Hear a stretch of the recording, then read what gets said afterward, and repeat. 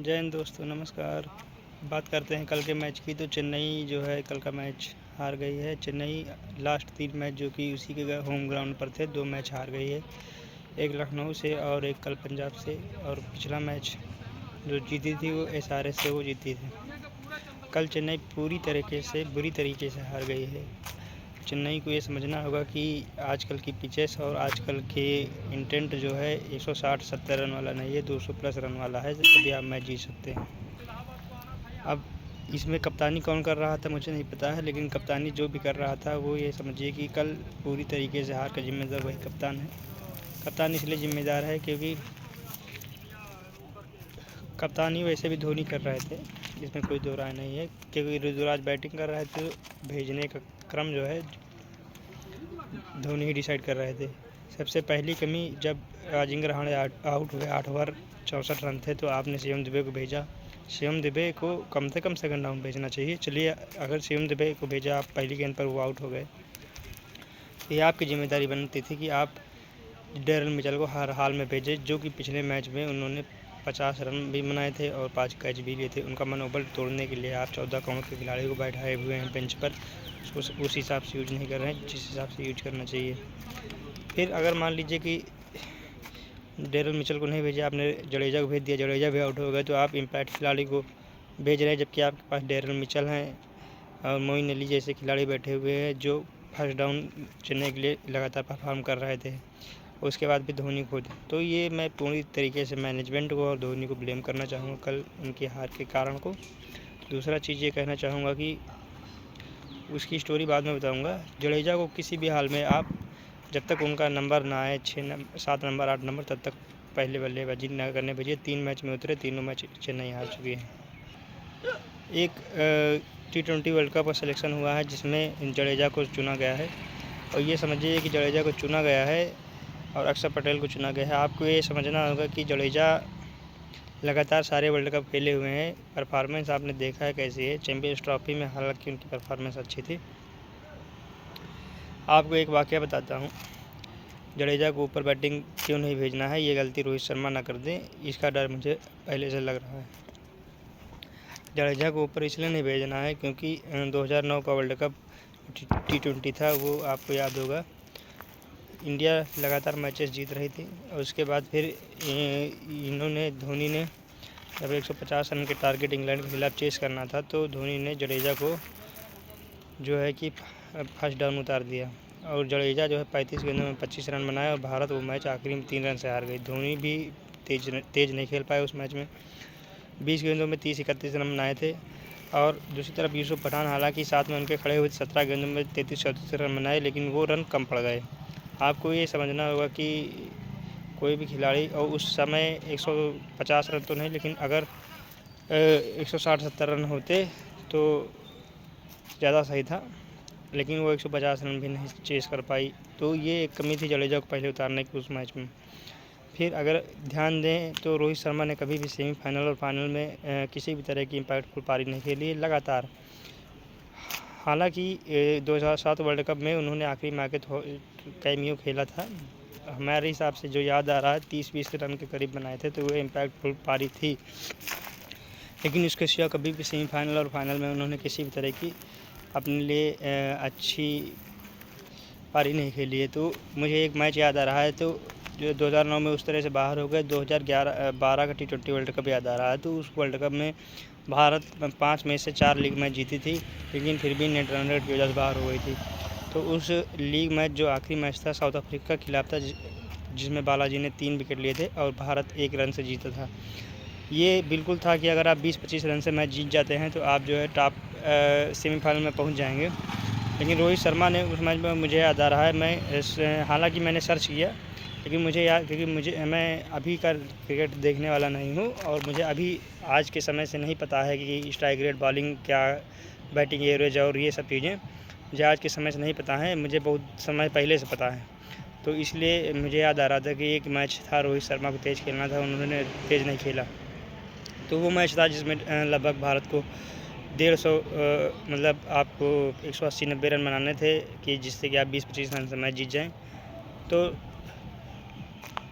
उसमें रोहित शर्मा जो है 27 गेंदों में सिर्फ और सिर्फ 25 रन बनाए। अगर 27 गेंदों में 40-40 रन उस मैच में बना देते तो ये समझिए कि वो मैच भारत जीत सकती थी और सेमीफाइनल 2012 का भी कम से कम पहुंच जाती। तो ये कमी थी रोहित शर्मा की, जो उन्होंने फिर से सेमीफाइनल मैच में नहीं खेली है। तो ये समझना आपको होगा रोहित शर्मा फिर से ये गलती ना करें कि किसी भी इम्पैक्टफुल मैच में जिसमें उनकी इम्पैक्टफुल पारी की ज़रूरत होती है वहाँ पर जाकर दबाव में आ जाएं और मतलब टीम को बाहर कर दे। ऐसे कई मैचेस हैं। आप वर्ल्ड कप, खैर इस बार तो फाइनल में उन्होंने रन बनाए हैं 47 रन, लेकिन यह है कि दूसरी तरफ आप 2019 का वर्ल्ड कप देख लीजिए, उसमें देख लीजिए चैंपियन ट्रॉफी देख लीजिए, 2016 का T20 वर्ल्ड कप फाइनल देख, आप कोई भी मैच देख लीजिए तो आपको समझ में आएगा। सेमीफाइनल देख लीजिए 2016 का, तो रोहित शर्मा सेमीफाइनल और फाइनल में उनकी बल्ले से रन नहीं निकलते। तो इस पर ध्यान देना होगा। और जडेजा को किसी भी कीमत पर आप बल्लेबाज के रूप में नहीं ट्रीट कर सकते। चेन्नई ने लगातार 3 मैचों में गलती की, एक मैच में गलती नहीं की। एसआरएच के खिलाफ डेरन मिचेल को पहले उतारा, जडेजा को आखिरी में उतारा और वो मैच वो जीत गई। जडेजा को पहले उतारने से वो लखनऊ वाला मैच भी 176 रन बने थे, उसमें भी हार गई। धोनी ने आखिरी में 9 गेंदों में 28 रन बनाए, नहीं तो फिर वो मैच भी इतने रन ना जाते। जडेजा को पहले उतारने की गलती कभी भी ना करें। दूसरा एक चीज़ और बताना चाहूँगा कि हालांकि इस आईपीएल में कई सारे बॉलर जो है लोगों को नज़र आए होंगे कि यार ये अच्छी बॉलिंग करा रहा है। मयंक यादव हैं, कई सारे बॉलर हैं, लेकिन मयंक यादव तो चोटिल हो जाते हैं। बाकी रवि बिश्नोई की फॉर्म उतनी लगी नहीं, जिस वजह से उनका वर्ल्ड कप में सिलेक्शन नहीं हुआ। रिंकू सिंह ने आईपीएल में रन नहीं बनाए क्योंकि शिवम दुबे को चुनना था, इसलिए उनका भी वर्ल्ड कप में सिलेक्शन नहीं हुआ। लेकिन देखना ये होगा कि आपने मोहम्मद सिराज को ले गए हैं, जबकि संदीप शर्मा जैसे बॉलर आपके पास पड़े हुए हैं जो लगातार डेथ ओवर्स में हो या शुरुआत में स्विंग हो, हर तरीके से अच्छी गेंदबाजी कराएं हैं। दूसरी तरफ अगर कोई भी इम्पैक्टफुल बॉलर जो इस आईपीएल सीज़न में चला है उसमें हमें अगर चुनना होगा तो मैं इस बार ये कहूँगा कि मोहसिन खान एक ऐसे बॉलर हो सकते हैं जो कि आगे चल के बड़ा नाम कमा सकते हैं, क्योंकि वो डेथ ओवर्स में हो या शुरू के ओवर्स में हो, विकेट लेने की क्षमता उनके अंदर है। दूसरा चीज़ है, पिछले आईपीएल में वो चोटिल थे, उससे पहले वाले आईपीएल में भी उन्होंने बहुत ही गजब की गेंदबाजी कराई थी, मुझे याद आ रहा था। तो ये आप समझ सकते हैं मोहसिन खान एक ऐसे बॉलर हो सकते हैं जो आगे चल के अच्छा नाम कमा सकते हैं। देखते हैं आगे क्या होता है। इस आईपीएल में हमने एक आईपीएल शुरू होने से पहले भी ये एक वीडियो बनाई थी जिसमें मैंने कहा था कि जैक फ्रेज़र उस समय उतना चर्चित नाम नहीं थे, लेकिन ये है कि जो खिलाड़ियों को मैंने बताया था, जिसमें मैंने कहा था कि 4 खिलाड़ी ऐसे हैं जो इस समय आने वाले समय में T20 क्रिकेट में तहलका मचा सकते हैं जिस दिन उनका बल्ला चला। उसमें एक नाम मैंने बताया था हेनरिक क्लासन, दुनिया जान रही है कैसे खिलाड़ी। दूसरा विल जैक्स आप लोगों ने देख ही लिया है। तीसरा मैंने बताया था कि फिन एलन, जो कि इस आईपीएल में नहीं है लेकिन T20 वर्ल्ड कप में उनका जलवा देखने को मिल सकता है। और चौथा मैंने बताया था फिलिप साल्ट, जो कि इंग्लैंड के खिलाड़ी हैं। तो ये समझिए इनको मैंने बताया था। और एक खिलाड़ी और बताया था कि अगर प्रॉपर मौका मिले तो फिर वो भी खतरनाक विध्वंसक साबित हो सकते हैं, वो है ट्रिस्टन स्टब्स।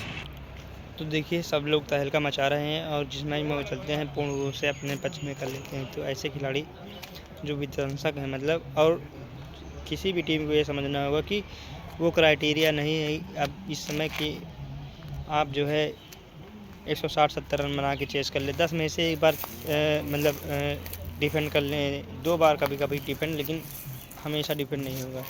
आपको 200 करीब रन हर वक्त या 200 ज़्यादा रन बनाने होंगे किसी भी फॉर्मेट में। आपको ऐसे इंटेंट वाले बल्लेबाज खिलाने होंगे जो पहली गेंद से रन बनाए। पहली गेंद से इंटेंट हो कि गेंद आएगी तो उसको मारेंगे, पहली गेंद छोड़े, देखें, प्लेट करें। ऐसे इंटेंट वाले खिलाड़ी अब T20 में नहीं चाहिए, किसी भी तरीके से नहीं चाहिए। तो ये सब चीज़ें ध्यान रखनी होगी। चेन्नई वही ओल्ड स्कूल गेम के अनुसार चलती है। 17-18 ओवर तक ऋतुराज गायकवाड़ फिर से खेल गए और गेंदे आखिरी के ओवर्स में अगर रन न बनाते 1-2 ओवर में तो फिर रन बॉल खेल रहे थे। तो इस तरह से इंटेंट वाले खिलाड़ी नहीं चाहिए। अब चीज़ें बदल चुकी हैं, समझना होगा।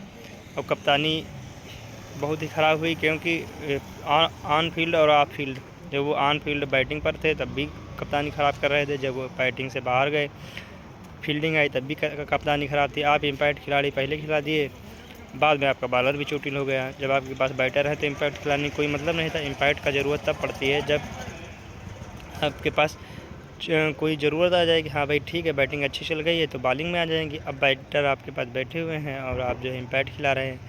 अब वसीम रिजवी को आप इम्पैक्ट पहले दे रहे हैं। तो ये चीज़ें भाई चेन्नई बहुत ख़राब है। स्थिति ऐसी आ गई है कि अगर वो एक मैच भी 4 में से 3 मैच जीतने हैं, अगर वो 3 मैच नहीं जीती तो बाहर हो जाएगी। ये समझना चेन्नई को बिल्कुल पड़ेगा कि वो मतलब मोमेंटम पूर्ण रूप से खो दी है, क्योंकि अपने होम ग्राउंड के मैचेस वो हार चुकी है। तो ये सब बातें थी जो कहना चाहते थे। Mohsin Khan is a bowler to watch out for. Mayank Yadav is a dangerous bowler but his injury can demolish his career because he runs very fast and bowling very fast। तो उनको अपने ऊपर ध्यान देना होगा कि उनकी इंजरी किसी भी तरह से बढ़े ना, कैसे भी बढ़े ना, तब तो वो डेंजरस हो सकते हैं। लेकिन Mohsin Khan is a bowler to watch out for मेरी तरफ से। देखते हैं क्या होता है आगे। भाई लोग सभी लोग विनती है कि वीडियो देखिए और मेरा चैनल सब्सक्राइब करिए। आपको किसी भी खिलाड़ी के ऊपर चीज़ें जाननी हो क्या कैसे तो आप बताइए, हम आपको देंगे हमारे कहने, जिसको मैं कहता हूँ कि हाँ भाई ये अच्छा है, ये अच्छा है, ऐसा कर सकता है। देखने से अभी तक तो सही हुए हैं चीज़ें। बाकी एक मैच का प्रेडिक्शन से कोई मतलब नहीं होता है, लेकिन ये है कि आपको खिलाड़ियों पे ध्यान देना होगा। जडेजा को अगर आप खिलाते भी हैं तो आप पहले ना उतारिए, और अक्षर पटेल को अगर आप उतारते हैं खिलाते हैं तो मेरे हिसाब से कीपर चॉइस ज़्यादा अच्छी रहेगी, क्योंकि वो तगड़े बल्लेबाज हैं, तेज़ खेलते हैं। जिसके लिए भेजे जाएंगे उसी के लिए भेजे जाएंगे। तो ये समझना होगा। धन्यवाद, जय हिंद।